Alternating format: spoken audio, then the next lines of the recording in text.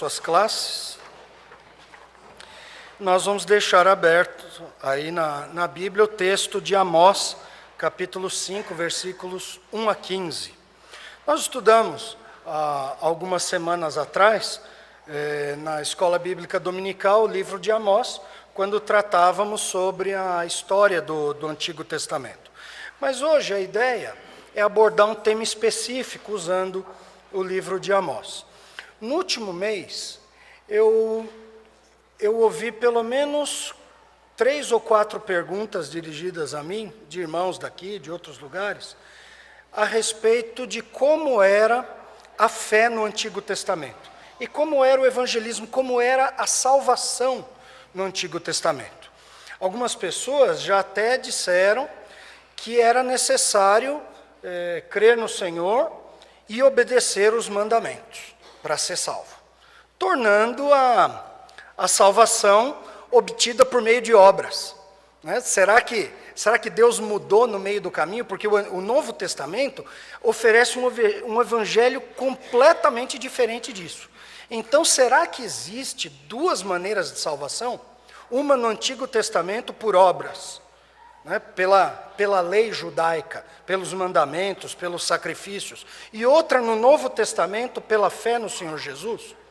E se isso fosse verdade, será que, ao invés de ter ficado no tempo do Antigo Testamento, seria uma salvação que corre paralela?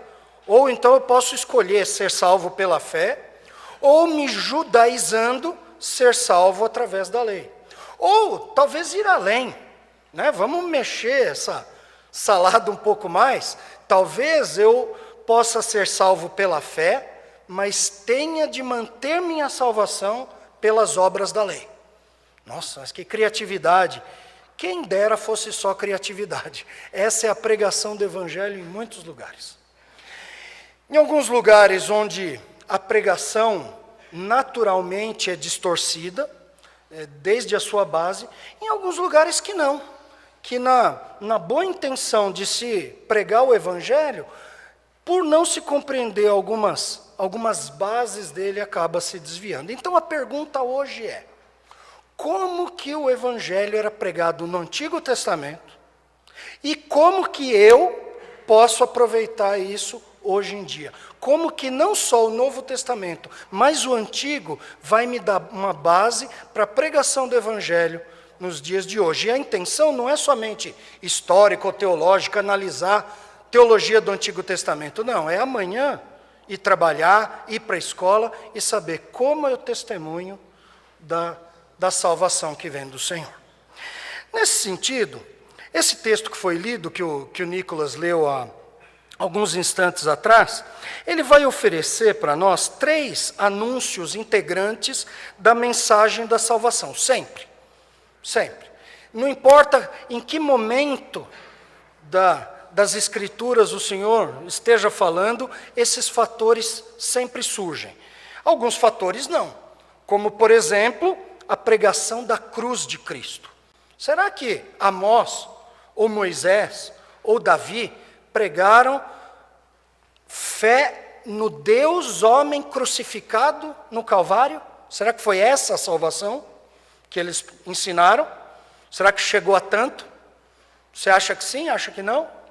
Não, de fato, a revelação do Senhor, ela obedeceu a uma progressividade. O Senhor não deu um livro pronto. Não chegou a Bíblia com o pacote da Amazon.com, chegou na mão dos profetas, eles abriram. Não, ela foi ministrada, ela foi dada pelo Senhor por meio dos seus profetas, depois no Novo Testamento por meio dos apóstolos, que registraram sua palavra e foram acrescentando, vez a vez, livro a livro, a revelação que o Senhor ia dando para o seu povo, acrescentando o que ele já havia ensinado anteriormente. Então, no Novo Testamento, a fé é bastante específica. Nós temos que crer no Senhor Jesus, o Deus eterno que se fez homem, assumiu a posição, a postura, o cargo, né? O encargo de um servo, morreu na cruz por nós, nos substituindo, e agora pode nos salvar através da fé, independente de obras, não só independente de obras, mas a despeito das nossas más obras, né, com a qual nós convivemos desde que nascemos. Ele nos perdoa disso tudo e nos transforma em uma nova criatura. Mas e no Antigo Testamento? Quais são os fatores que nós podemos igualar ao Novo Testamento para entender como o Senhor apresenta a mensagem da sua salvação? E é nesse sentido que a gente vai olhar para o texto de Amós e ver 3 anúncios integrantes da sua mensagem. O primeiro deles é o seguinte: é a consequência do pecado. O Senhor sempre informou para os homens a consequência do seu pecado. Se voltarmos a nossa mente lá para os dias de Adão, antes da queda, o Senhor já fez isso. Ele fez o quê? Adão, no dia que você comer desse fruto, certamente morrerás. Então a santidade e a justiça de Deus sempre conviveu com o anúncio da consequência do pecado. Isso é interessante porque essa é uma mensagem que hoje em dia caiu no desuso. As pessoas oferecem tudo, vantagens, pontos, smiles, né? Milhagens aéreas para quem crê em Cristo. Eu só não vi isso ainda. Mas não avisa do porquê, prega a salvação e não explica a salvação do quê.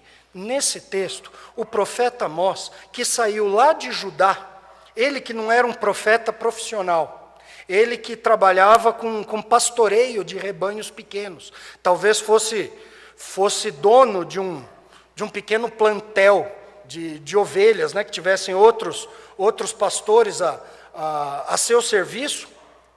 Ele foi chamado a deixar o seu trabalho e ir lá para a cidade de Betel, na época em que Israel estava dividido em 2 reinos, Judá ao sul e Israel com as 10 tribos ao norte, cuja capital nessa época se encontrava em Samaria, mas cujo centro principal de adoração era na cidade de Betel, né, bem na divisa entre o reino do norte e o reino do sul, um lugar extremamente importante para a história de Israel, onde Abraão construiu um altar, onde Jacó viu uma escada, não sei se era uma escada rolante, mas ele via anjos, né, subindo e descendo, e ele chegou à conclusão: o Senhor está aqui.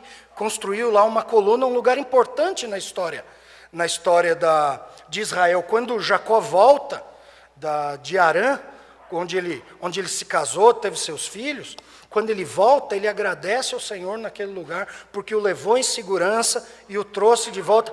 Só que aquele lugar, naqueles dias, virou um centro de adoração pagã, desde os dias do primeiro desses reis do reino dividido do norte. Com medo do povo do norte ir adorar em Jerusalém e ouvir campanha política do rei do reino do sul e querer unificar o reino de novo, ele construiu esse altar para que quem estivesse indo para o sul, ele construiu outro no norte também, para ninguém precisar vir para o sul. Mas quem morasse ali pelo sul, e Jerusalém já era perto, não precisava ir em Jerusalém, tinha lá um altar, tinha um touro de ouro, né? Lembrança, parece que, daquele antigo bezerro de ouro do Sinai, mas ele fez algo igual, fez um altar, e é ali que a adoração do povo de Israel tinha que ser feita. Então Amós é chamado por Deus para deixar seu trabalho. Eu estou ocupado, Senhor. Não, mas você tem uma ocupação mais importante agora. Você vai lá pregar para aquele sumo sacerdote desse culto pagão, para aquele povo. Você vai mandar a sua mensagem, ela vai se espalhar por todo Israel, e você vai dizer o seguinte para eles, entre outras coisas, esse lamento do capítulo 5, que começa dizendo o seguinte: ouvi esta palavra que levanto como lamentação sobre vós, ó casa de Israel. É interessante que o lamento pelo castigo que vem depois já começa a ser feito agora. O Senhor já toma como certa a ideia de que Ele vai punir esse povo. Isso devia ser um alerta tremendo. Esse versículo devia trazer o povo para o arrependimento. Peraí, o Senhor está lamentando pelo que vai acontecer comigo? Não, já entendi o recado, mas isso não foi bastante. E o versículo 2 diz: caiu a virgem de Israel.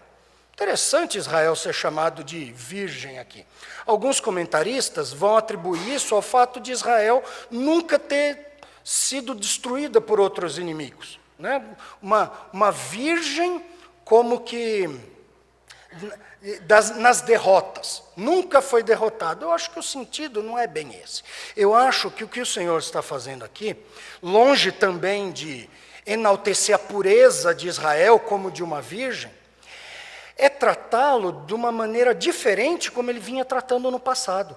Israel, Judá, o reino todo, nunca foi chamado de a virgem do Senhor, mas de a esposa do Senhor, a noiva do Senhor.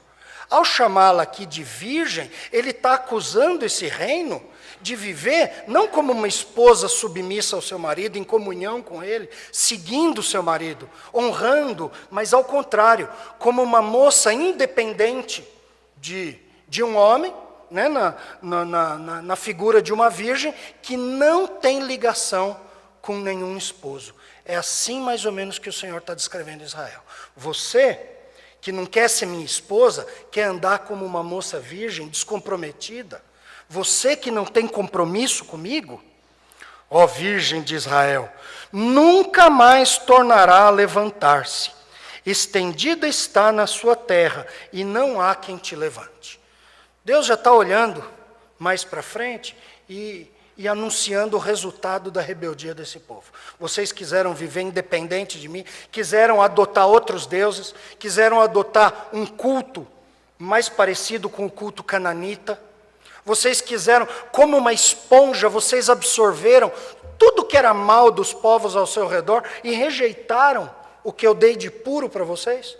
Vocês querem andar assim? Então o destino de vocês é o seguinte: vocês vão cair e não vão mais se levantar. Vocês vão ficar abatidos por terra. O Senhor aqui, mais ou menos no ano 755, 760 a.C., está anunciando o que aconteceria uma geração depois. No ano 722, a Assíria, que 10 anos antes já tinha destruído o parceiro do norte de Israel, o reino da Síria, né, cuja capital era basicamente em Damasco, agora vem mais para o sul e ataca Israel e destrói Samaria. Uma cidade em cima de uma montanha, uma cidade muito bem localizada, muito bem protegida, mas nada foi capaz de segurar o juízo do Senhor. Então ela foi destruída, o povo passou por um morticínio incrível, e quem sobrou vivo foi levado para a Síria, foi colocado em algumas cidades que iam desde a Síria até o antigo reino da Média. E por lá ficaram, foram misturados com outros povos, e outra nação foi trazida para morar no mesmo lugar. São depois os samaritanos, de quem nós ouvimos falar aí, e com quem os judeus do tempo de Jesus não se davam, e a gente não entende por quê. A razão é justamente porque nem judeus eles eram.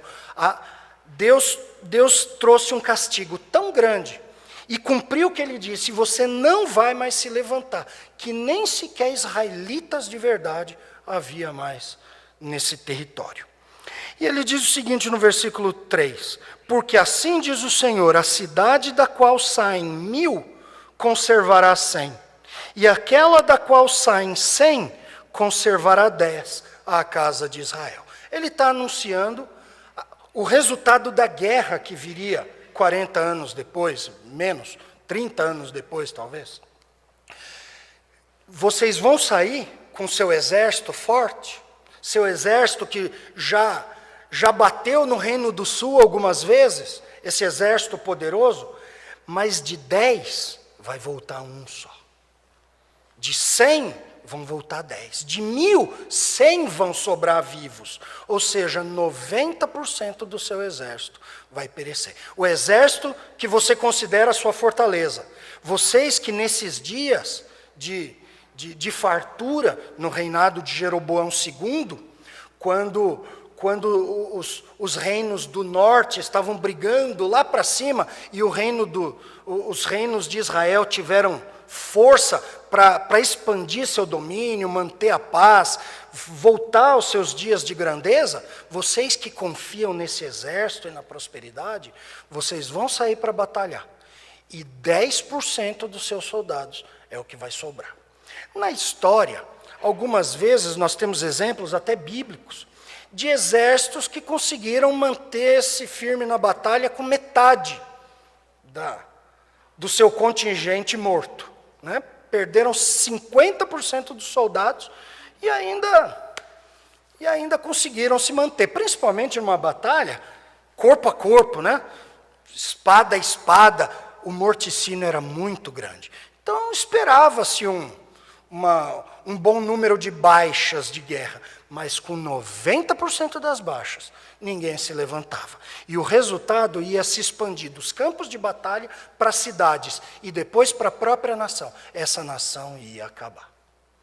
Então, o primeiro anúncio que Deus faz para chamar o povo a se converter é: vocês estão indo no caminho da morte. Não há esperança para vocês. Não, mas a gente tem um exército. O exército não vai servir. Ah, mas nós temos muros, o muro vai cair. Ah, mas a gente tem história, a sua história vai acabar. Ponto. Vai ter castigo para vocês. E o Senhor é quem vai executá-lo. E vocês não vão poder resisti-lo.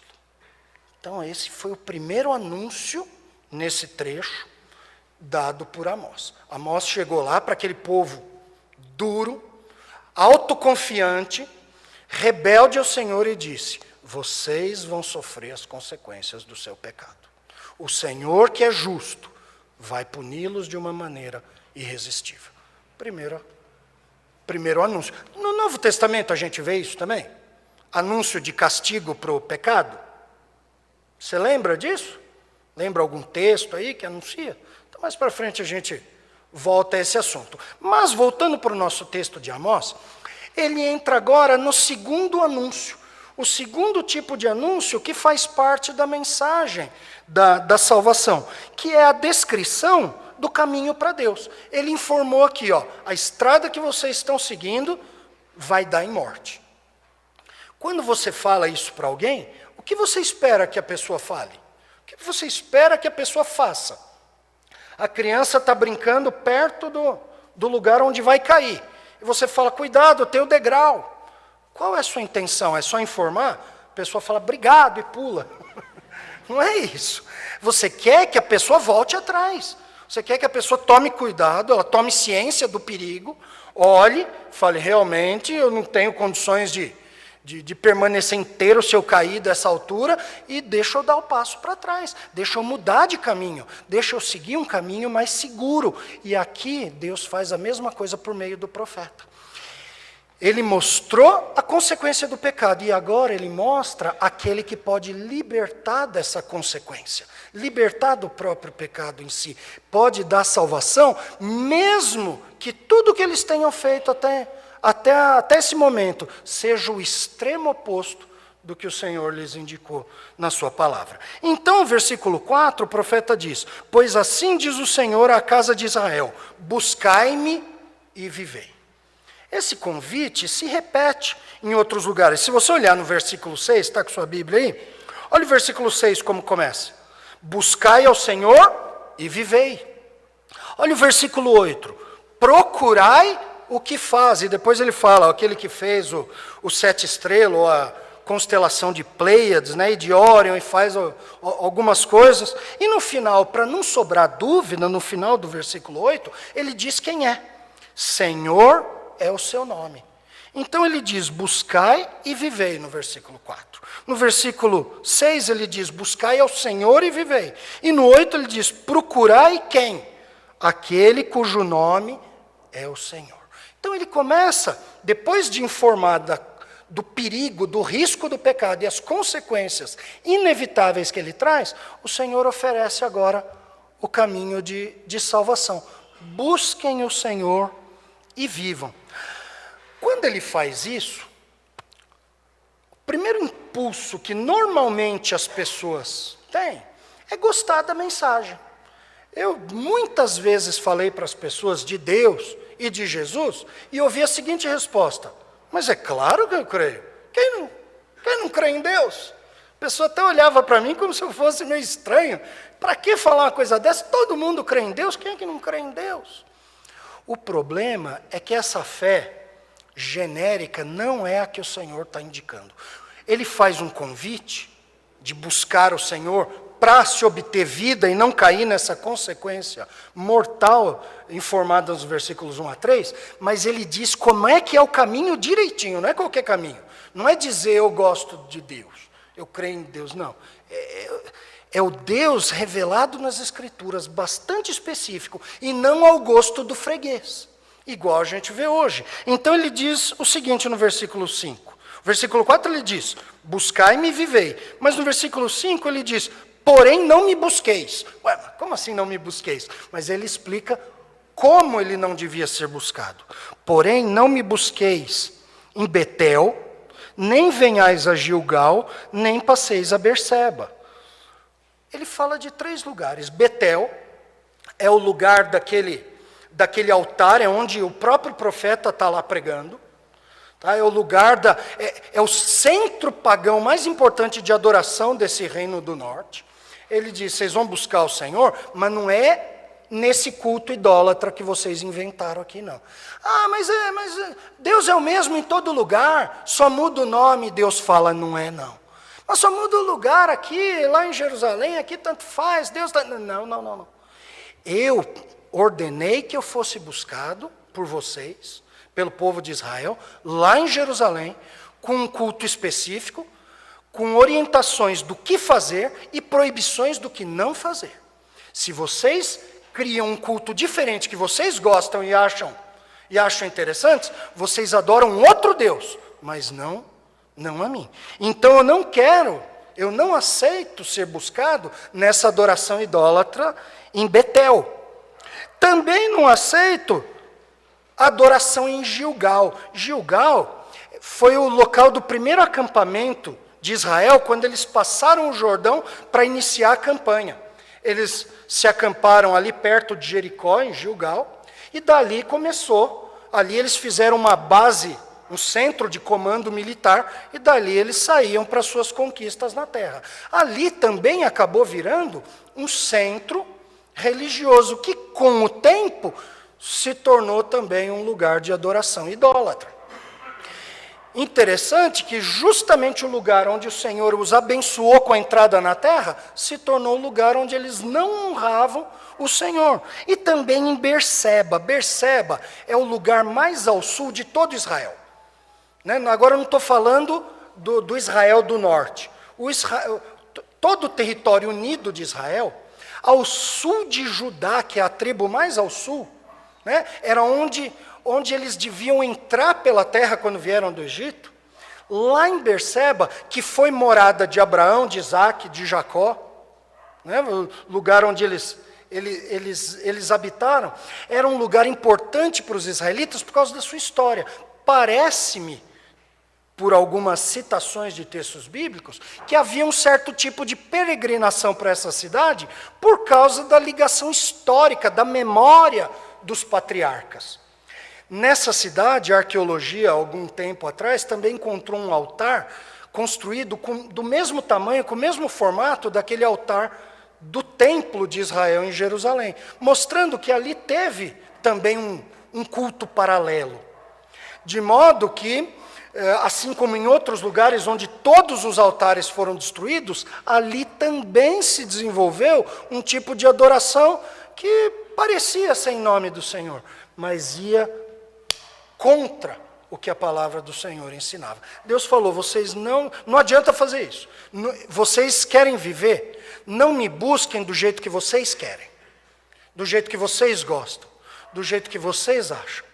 Busquem a mim de verdade. E eu ensinei como fazer isso. E o Senhor já tinha falado sobre ele no passado, tinha especificado o seu culto, sua adoração, e é assim que ele queria ser adorado. Consequentemente, ele diz o seguinte, porque Gilgal certamente será levada cativa. O lugar onde eles entraram para tomar a terra ia virar o lugar de onde eles seriam tomados. O lugar da invasão israelita ia se tornar o lugar do exílio. E Betel será desfeita em nada. Betel, em hebraico, quer dizer casa de Deus, né? Jacó olhou e falou, nossa, o Senhor está aqui, o Senhor mora aqui, então o lugar é Betel. Agora ia ser chamado de Bet-Aven, casa de nada. Ou seja, o Senhor estava aqui? Não está mais. Aqui quem habita é o Deus de vocês, é esse Deus estranho que vocês inventaram. Eu não estou no meio desse culto aqui, não. Ah, mas todo culto é o Senhor, não é, não. O culto ao Senhor é aquele que Ele especificou, pelo meio que Ele indicou. E Ele continua dizendo, versículo 7, vós que converteis o juízo em alosna, ou absinto, ou amargor, e deitais por terra a justiça, procurai o que faz, o que fez, o sete estrelo, é a constelação de Pleiades, né, mais conhecida assim hoje, e o Órion, ou seja, aquele que criou os céus, e que torna a densa treva em manhã, e faz o que? Muda o dia em noite. É aquele que controla, que criou os céus, é aquele que controla o dia e a noite, 24 horas por dia, o que chama as águas do mar e derrama em terra, aquele que controla as chuvas, Senhor é o seu nome. É Ele que faz vir súbita destruição sobre o forte e ruína sobre a fortaleza. É esse que você tem que buscar. Procurem esse Senhor poderoso. Ele é poderoso para trazer esse juízo, mas Ele também é poderoso para te salvar. O mesmo poder que Ele tem para cumprir essas ameaças, é o poder que Ele tem para sustentá-lo. É o poder que Ele demonstrou cuidando de Abraão, cuidando dos outros patriarcas. É o poder que Ele demonstrou levando o povo para o Egito, fazendo-os crescer lá, trazendo de volta, dando aquela terra para eles, dando comida no deserto, fazendo com que eles se livrassem de inimigos mais fortes. Esse é o Deus poderoso. Então não é o Deus que você gosta. Ah, mas o que eu gosto é mais legal, é mais politicamente correto. Mas um Deus falso não resolve o problema de vocês. Vocês precisam ser salvos pelo Deus verdadeiro. E o caminho é esse. Busquem o Senhor e vivam. Então, qual foi o primeiro anúncio? O anúncio do castigo, das consequências do pecado. O segundo anúncio é esse aí, a descrição do caminho para Deus. Não é qualquer caminho, não são todos os caminhos que levam a Deus. É esse caminho que o próprio Senhor informou. Ele é Deus, Ele informa. O manual de um produto vem do fabricante ensinando como é que usa. Você não lê o manual, você acha que é de outro jeito, põe na tomada errada, queima, não serve. Então tem que ler o manual. O fabricante ensina como é que funciona o que Ele fez. O Senhor, o Deus verdadeiro, o Criador de tudo, é quem nos ensinou pela sua palavra qual o caminho para buscá-lo. Muito bem. Segunda mensagem, segundo anúncio que a mensagem da salvação traz. E o terceiro é o seguinte, é a conexão entre conversão e vida. Significa que aquele que busca o Senhor, aquele que foge das consequências do pecado e busca a salvação no seu Senhor, esse não tem mais a mesma vida. Ele estava num aquário, ele pula para outro. A sua vida vai mostrar, de um jeito ou de outro, que ele não é a mesma pessoa, que ele buscou de verdade o Senhor. E por que isso é importante? Sempre foi importante. Porque sempre houve aquele que garantiu com suas palavras, eu creio no Senhor. Mas cuja vida sempre apontou para o rumo diferente, para o rumo diverso, o rumo contrário disso aí. Nós não temos condições de avaliar o coração de uma pessoa diante de uma declaração. Ela diz, eu creio. O que você faz? Você acredita. Como é que você vai dizer, você não crê? Mas a mensagem do Evangelho sempre, não só no Novo Testamento, mas no Antigo Testamento, a mensagem do convite da salvação, o convite ao perdão, o convite à busca do Senhor, sempre veio atrelado a uma mudança de vida. E é o que os versículos finais vão mostrar. Ele começa no versículo 10 a demonstrar como estavam vivendo aqueles religiosos, aquele povo religioso, aquele povo que dizia servir ao Senhor, aquele povo que dizia que ia em Betel para adorar o Deus poderoso. Então vocês são esses religiosos. Deixa eu falar quem são vocês. E ele diz no versículo 10, aborreceis na porta ao que vos repreende e abominais o que fala sinceramente. Então vocês religiosos, você diz que crê, você diz que está tudo certo, que você vai na igreja, né? Então, sabe quem é você de fato? Você é aquele que, quando repreendido, aqui quando fala na porta, é porque é na porta da cidade que se davam os julgamentos, as reuniões da cidade, e era um bom lugar para pôr os pingos nos is. Mas ele diz, quando vocês são repreendidos lá, vocês não gostam, vocês aborrecem, vocês odeiam aqueles que os corrigem. Mas, aquele que fala sinceramente, o que você faz por sua vez? Gosta dele? Não, você abomina, ele piorou. Se você é repreendido, você odeia. Se você vê sinceridade, você abomina. Mas você não disse que era um fervoroso servidor do Senhor?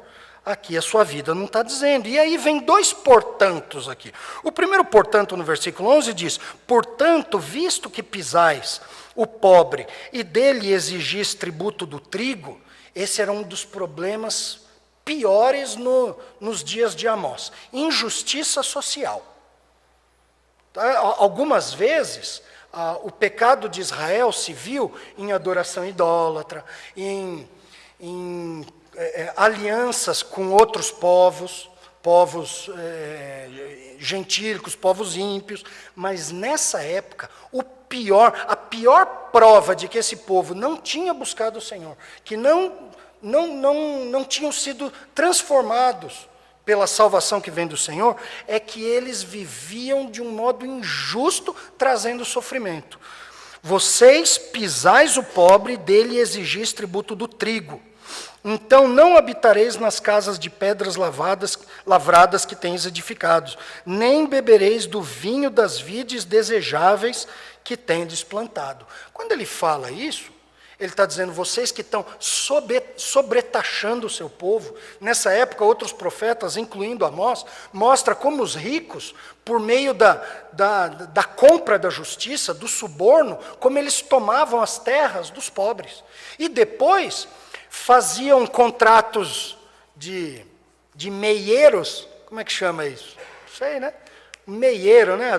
Trabalhar na meia. Então, a terra é sua, o outro entra com o trabalho, na hora da produção, metade fica para o dono da terra, metade fica para aquele que trabalhou. Mas em cima disso, em cima do trabalho feito numa terra roubada do próprio trabalhador, eles ainda cobravam tributos, impostos, daquele pouco que tinha sobrado para o cara de quem eles tinham roubado a terra e estavam roubando agora o dinheiro.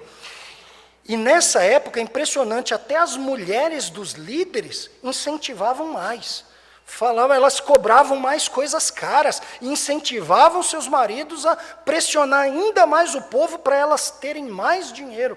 Elas são comparadas a aquelas vacas gordas, né, pomposas, aquela vaca holandesa, né, que no dia do leilão, todo mundo está admirando, vai tirar foto com aquela vaca, porque ela é tantos litros.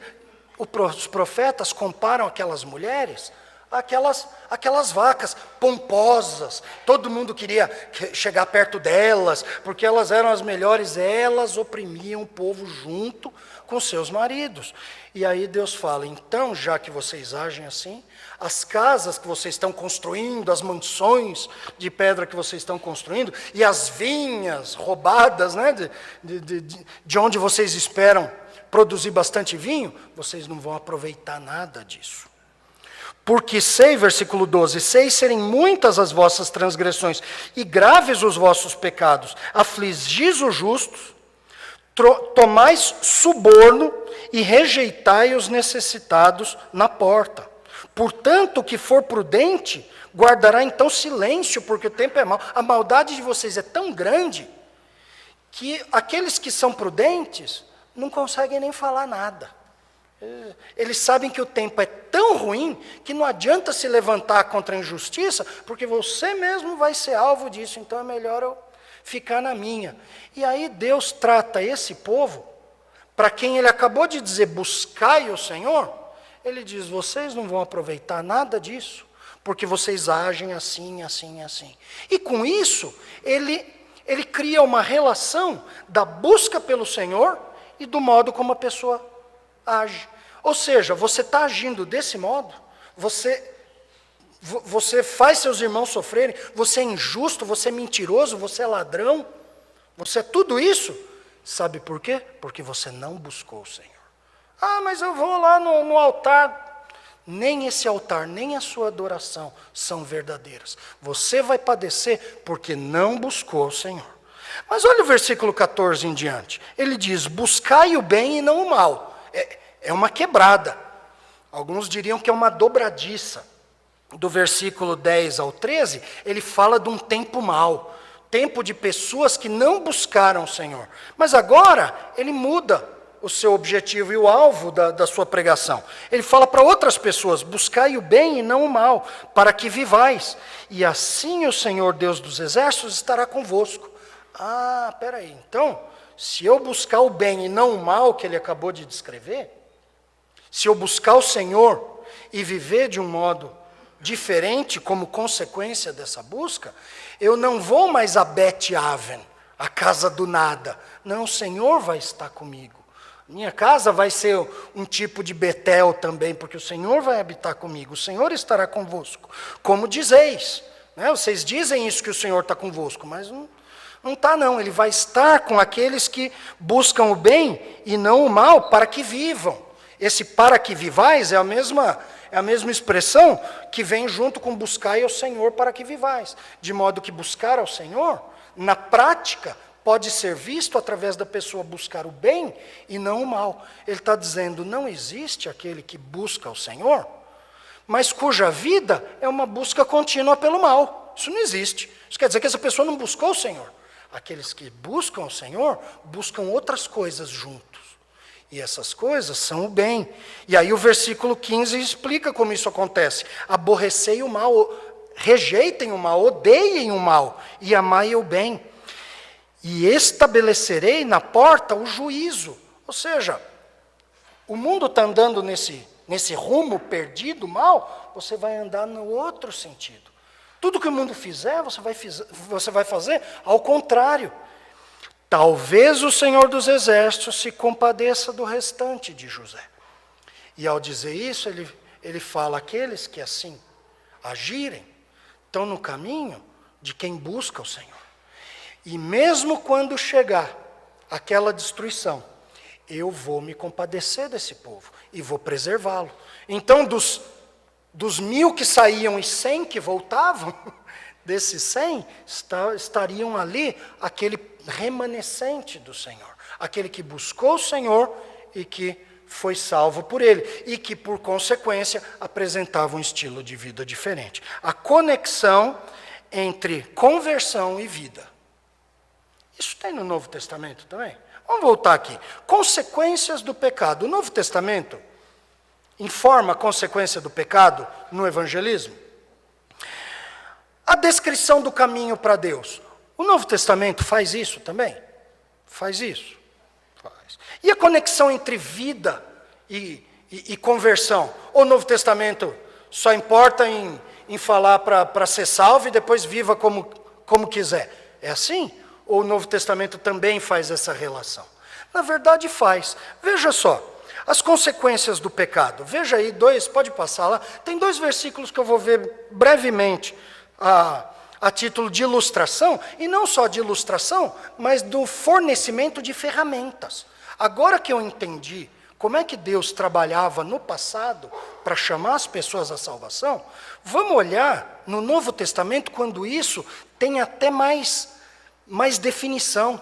Quando entra agora a fé específica no Senhor Jesus crucificado, o perdoador, o redentor daqueles que nele creem. Então, no Novo Testamento, isso acontece também. A consequência do pecado é informada.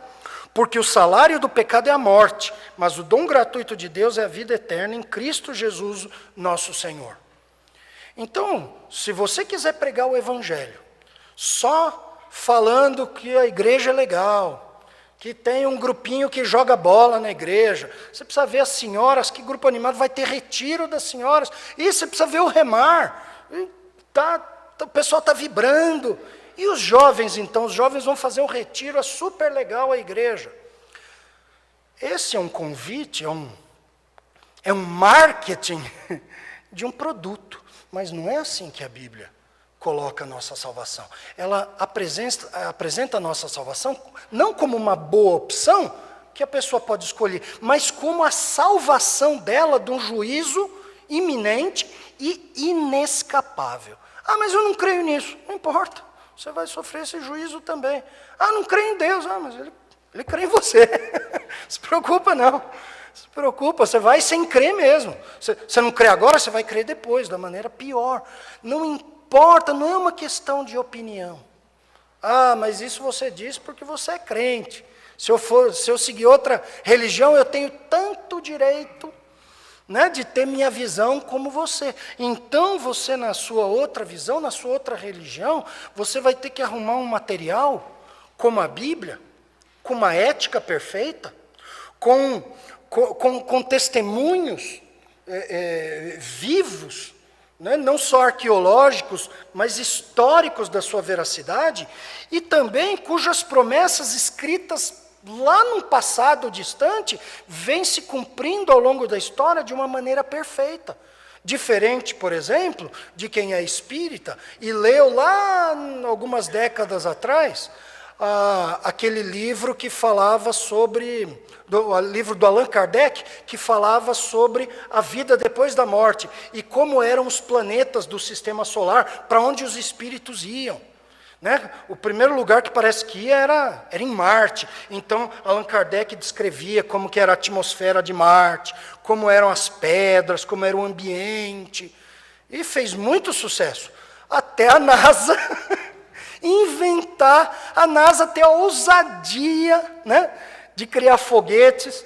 Os cientistas tiveram a ousadia de criar lunetas poderosíssimas e perceberam que não era nada disso. Nenhum dos planetas que Allan Kardec dizia como é que funcionava, para onde iam os espíritos, nenhum era nem parecido com aquilo, caindo no descrédito. A Bíblia, muito pelo contrário, não só, quanto mais vai passando a história, ela se demonstra verdadeira, especialmente nos últimos séculos, onde a arqueologia começou a trabalhar mais e comprovar a cada mês mais as Escrituras, mas por meio da transformação de vida que tem e que apresentam aqueles que creem no Senhor Jesus, apresentado nas Escrituras, entregam sua vida a Ele. Nesse sentido, a Bíblia tem se mostrado infalível e inerrante. Inerrante porque não tem erro, infalível porque não conduz ao erro, trazendo aqueles que estavam perdidos nesse mundo a um caminho saudável, a um caminho justo, a um caminho santo, ao caminho que demonstra nas suas vidas que eles foram salvos pelo Senhor. E é por isso que nós temos que apresentar a salvação desse modo. Dizer que o salário do pecado é a morte. Isso quer dizer que a salvação em Cristo não é um prato que você pode escolher ou não. Um prato quente ou frio, tem mais pimenta, mas não, eu não gosto de pimenta, ou escolho outro, não. Ela é uma boia salva-vida. Você está indo morrer afogado, você está confiando no seu braço. Mas deixa eu contar, o seu braço não vai aguentar muito tempo. Você vai afundar no poço que não tem fundo. E a palavra de Deus é a salvação, é a boia que é lançada para você. Só tem um jeito de você sair daí, é por meio dessa boia.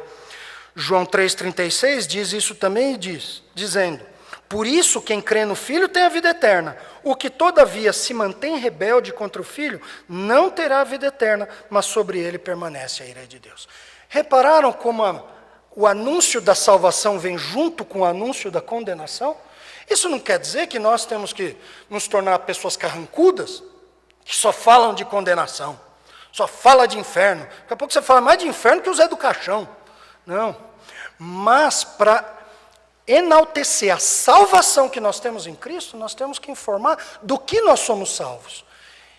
E o que nós somos salvos é um caminho terrível que tem que ser informado para as pessoas que estão perdidas justamente nele. Assim como as consequências do pecado, o Novo Testamento também tem a descrição do caminho para Deus. No passado, ele era um pouco mais difuso. Busquem o Senhor. Mas como? Buscar como? Crer no quê? Né? O Novo Testamento vai explicar como funcionava no passado. Vai dizer que pela fé, Abraão creu, né? Isso lhe foi imputado por justiça. Foi dito para ele, vá àquela terra, você vai ser pai de uma grande nação. Ele creu e recebeu o carimbo de justo diante de Deus, pela fé. Mas no Antigo Testamento isso ainda fazia parte de uma revelação que estava em processo. Então, em vias gerais, os crentes do Antigo Testamento, assim como nós, criam em Deus e nas suas promessas de libertação, de redenção. Hoje nós temos ainda um privilégio maior, porque essa promessa de redenção, ela vem numa caixa bem bonitinha, específica na obra de Jesus Cristo. Para nós é até mais fácil de entender isso. Mas no passado era assim também. No Novo Testamento, esse anúncio do perdão e da salvação por meio de Deus, da promessa que ele fez, vem agora na pessoa do Senhor Jesus Cristo. João 14,6 diz aí, veja lá. Respondeu-lhe Jesus, eu sou o caminho, a verdade e a vida. Ninguém vem ao Pai senão por mim. Ah, não, mas eu acho que você é um caminho. Eu acho que em Betel tem outro caminho. Acho que em Gilgal tem outro caminho. Mas Deus diz, não, eu não quero aquele outro caminho. Ah, mas todos os caminhos, o que importa é ser religioso. O que importa é ter fé. E Deus diz, não importa isso não. Não importa. Fé errada é a mesma coisa que um desvio certo. A fé errada é um desvio certo. Acho que eu vi o pastor Marcos falando isso alguma vez, ou algo parecido com isso, mas pode levar para casa. Uma fé errada é um desvio certo. Deus não aceita outro caminho. Ah, mas é democracia. Mas não existe democracia com Deus, existe uma teocracia. Na democracia, o homem se perdeu. Na democracia de Adão, ele abandonou a palavra de Deus e fez a sua vontade. E pecou, e caiu, e fez perder toda a humanidade. Na teocracia do Senhor, ele oferece a salvação. Mas ele informa, é só por essa via. Por outra não tem. Eu só provi um caminho para vir a mim. E Jesus explica qual é. Eu sou o caminho, a verdade e a vida. Ninguém vem ao Pai senão por mim. Atos 4:12, um texto que eu gosto muito, deixa isso mais do que claro. E não há salvação em nenhum outro. Ah, não, mas não há. Acabou o assunto, ponto. Não há salvação em nenhum outro, porque abaixo do céu não existe nenhum outro nome dado entre os homens pelo qual importa que devamos ser salvos. Só em Jesus. Não é questão de quem tem razão, se eu gosto disso, a questão é com Deus. Não é entre cristãos e ateus, entre cristãos e muçulmanos, entre cristãos e espíritas, é entre o homem perdido e o Senhor. Os cristãos nada mais são. Não são pessoas que têm mais razão que os outros, que são mais inteligentes, mas não é isso. São só aqueles que ouviram aquele convite. Busquem o Senhor, porque também entenderam a explicação. A condenação vai vir. E eles falaram, Senhor, tem misericórdia de mim. E aí o Senhor entra em ação, faz a sua obra e salva por aquele caminho. É isso que torna os cristãos diferentes do mundo. Não os torna melhores que o mundo, mas os torna salvos, enquanto os outros que rejeitam, não o ponto de vista cristão, mas o convite do Deus Criador e do Deus Redentor, esses ficam afastados dele, prontos para receber aquele juízo anunciado. E aí, por fim, o Novo Testamento também anuncia essa conexão entre conversão e vida. Não, mas eu vou na igreja. Ah, mas meu pai era diácono batista. Ah, minha avó me levava na igreja presbiteriana, eu ia pequenininho, cantava o hino, ia na classinha, né? Fui batizado, nenê. Né? Você era igreja presbiteriana, né? Então não tem mais problema, minha avó era crente. E eu vou de vez em quando, né? Agora eu fui no retiro, que legal. Mas aí, Deus olha para a vida da pessoa. Ele não está preocupado com a lista de chamada da EBD. Lembra quando a igreja, não sei quem é da época, que a igreja tinha relatório da escola bíblica dominical. Aí vinha era o tempo mais perdido do planeta Terra. Vinha lá o diretor, né, classe, pastor, sei lá quem, 2 Bíblias, R$3 de oferta, 4 lições. Aí vinha apresentar o meu versículo. Então, não fazia sentido nenhum. Mas Deus não está preocupado com essa lista. Não é essa lista. Ele olha para o coração de cada um. E por causa disso, a Bíblia diz o seguinte, Efésios 2, lá, porque pela graça sois salvos mediante a fé. E isso não vem de vós, é dom de Deus. E não de obras para que ninguém se glorie. Joia, olha aqui a salvação. Olha aqui o caminho certo, não de obras, o caminho é só por Cristo, é só pela fé, é só por meio segundo a graça do Senhor. Mas aí, ele conecta essa salvação com uma vida diferente. Ele explica, versículo 10. Pois somos feitura dele, criados em Cristo Jesus para boas obras, as quais Deus de antemão preparou para que andássemos nela. Então, se a pessoa chega no versículo 10 e fala assim, peraí, esse versículo aqui não tem nada a ver comigo, talvez o versículo 8 também não tenha tido nada a ver com você. Se você não tem a vida transformada do versículo 10, talvez você não tenha recebido a salvação do versículo 8. E por isso Tiago pôde confrontar pessoas assim na igreja dele. Pessoas que diziam que eram salvas, que já eram judeus mesmo, né, convertidos, ou pelo menos diziam que eram. Mas cuja vida era o oposto do que eles pregavam. Diziam que tinham fé, mas as suas obras diziam que não. Então Tiago diz o seguinte, mas tu me dirás, tens fé e eu tenho obras. Mostre-me essa tua fé sem obras, é o desafio que Tiago faz. Você tem fé? Então me mostra aí essa fé sem obras. Não tem como. Eu creio. Não, mas me mostra. Mas não dá para ver a fé. Mas dá para ver no que a pessoa vive. E é o que ele faz aqui. Me mostra a sua fé sem obras, que você não consegue. E eu, por minha vez, com as minhas obras, te mostrarei o quê? O que eu faço de bom? Não, te mostrarei a minha fé. Ele está dizendo, sabe por quê a minha fé é verdadeira? Porque você pode olhar para a minha vida e vai ver ela transformada. A sua vida não foi transformada, de modo que a sua fé não é falsa. Você não tem o versículo 10 de Efésios 2, porque você também não encontrou a salvação do versículo 8 de Efésios 2.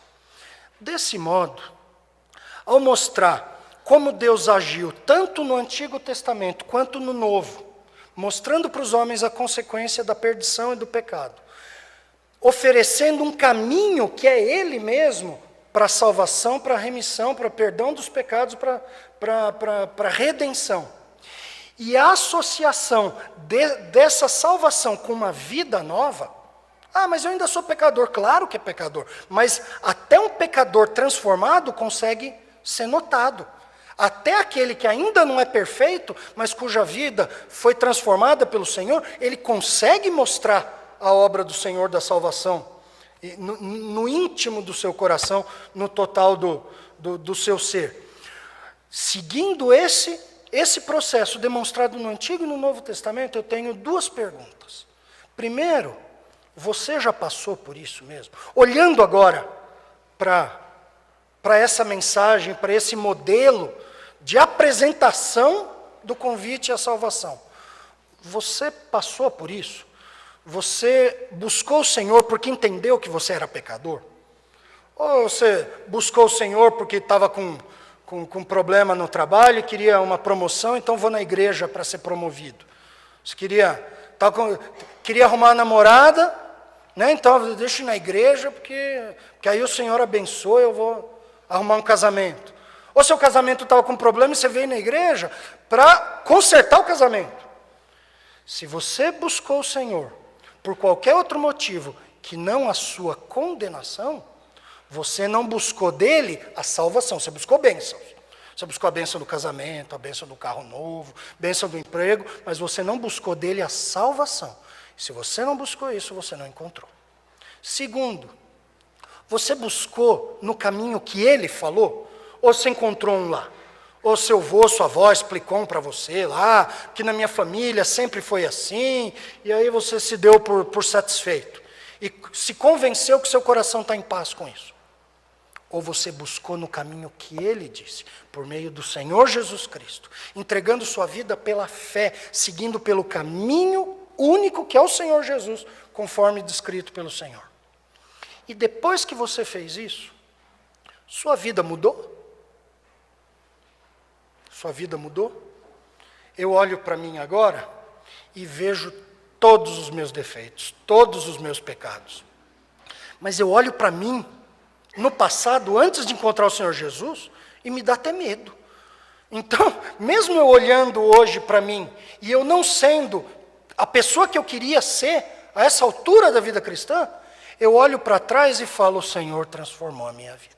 E eu não quero nem imaginar, e isso com base em quem eu era, quando eu era um adolescente de 16 anos. Eu não quero nem imaginar quem eu seria hoje, se o Senhor não tivesse me chamado lá atrás. Você pode olhar para a sua vida e dizer, o Senhor me transformou, graças a Deus. Eu ainda tenho muito para caminhar, eu ainda sou rebelde, eu ainda teimo com o Senhor. O pecado às vezes ainda me domina, mas o Senhor me fez outra pessoa. Você passou por isso? Se você não passou por isso, se você não atendeu aquele alerta do juízo, se você não seguiu o Senhor pelo caminho que Ele orientou, e se você não notou diferença na sua vida, se o Espírito Santo não encheu a sua vida, não habitou em você, não transformou você numa nova criatura, hoje, no mais tardar, hoje à noite, chegando em casa, se curve diante do Senhor e diga, Senhor, hoje eu entendi meu recado. Eu estava que nem aquele povo lá de Samaria, confiando nas muralhas, confiando no exército, confiando na situação de prosperidade que o país estava. Igual eu posso estar passando um bom momento na minha vida e eu acho que não preciso de ninguém, mas, Senhor, meu problema não é o quanto eu tenho na carteira. Meu problema não é o resultado do meu exame médico. Meu problema é meu coração, é meu espírito. Eu estou perdido sem o Senhor. E o juízo está vindo e eu não vou conseguir ficar de pé. Ao mesmo tempo, Senhor, eu ouvi mais uma vez hoje o Senhor dizendo, venham a mim, vós que estáis cansados e sobrecarregados, eu vos aliviarei. Eu sou o caminho, a verdade e a vida. Senhor, hoje eu quero seguir esse caminho. Me salva, Senhor, por meio da obra do Senhor Jesus Cristo. Perdoa o meu pecado. Me recebe como seu filho. Me transforma em uma nova criatura. E aquilo, a transformação que eu não vi até hoje, faça agora pelo seu poder na minha vida. Faça isso hoje.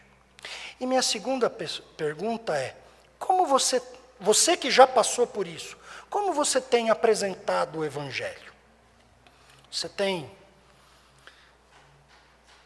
escolhido a mensagem a pregar, ou pior do que isso, você não se envolve nela.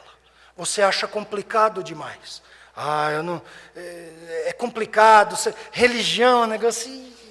futebol, política e religião não se discute. E já está discutindo tanta política no nosso país, se eu meter a religião no meio... Aí o fulano me bate. Eu já não voto no partido dele, ainda vou falar que ele está perdido em pecado, aí eu apanho na rua. E aí, por causa disso, você vai se encolhendo. Seu testemunho cristão não passa das portas aqui da igreja. Você testemunha do Senhor para outros irmãos já crentes, mas não fala para ninguém. Não avisa ninguém que eles estão perdidos nos seus pecados. Não avisa ninguém que o caminho é o Senhor Jesus Cristo. E nem busca viver de um modo diferente, nem quer se envolver com as pessoas para mostrar que até numa pessoa como você é possível uma transformação quando Jesus se torna o Senhor, o Salvador dessas pessoas. Você tem anunciado o Evangelho? Vamos orar. Senhor, muito obrigado porque o Senhor nos ensina na sua palavra qual é o caminho do pecado, também nos ensina qual é o caminho para se obter a salvação e nos mostra que relação essa mensagem tem com a vida daqueles que creem no Senhor e na vida daqueles que não creem, que rejeitam o Senhor. Ao mesmo tempo, Senhor, obrigado porque o Senhor demonstra através dos profetas, dos apóstolos, dos seus discípulos do passado, o que é uma vida que serve o Senhor anunciando a salvação que vem do Senhor. Obrigado porque o Senhor nos avisa, até pelo exemplo deles, que há um custo nessa pregação. Há um custo até na vida cristã. Mas o Senhor mostra também, por meio da vida deles, que o Senhor está com cada um que paga esse custo. Que o Senhor os fortalece, que o Senhor nos fortalece. Que o Senhor nos guia, que o Senhor nos conforta. E que o Senhor, a todos nós, nos incumbe dessa tarefa. Portanto, o Senhor trabalha indistintamente hoje nos nossos corações, no coração daqueles que ainda não o receberam como Salvador. Trabalhe no sentido de abrir o coração deles para ouvir as suas palavras e entregarem-se ao seu Filho Jesus Cristo. E na vida daqueles que já entregaram-se ao Senhor, abra o nosso coração no sentido de sermos servos operosos, aqueles que pregam a mensagem da salvação, que sempre foi a mesma em todos os tempos, crendo no Senhor e nas promessas de redenção que vêm da sua palavra e do Senhor Jesus Cristo que morreu por nós na cruz. Nos ajuda nisso, Senhor, é o que pedimos, em nome do Senhor Jesus. Amém. Nós vamos nos colocar de pé agora e vamos cantar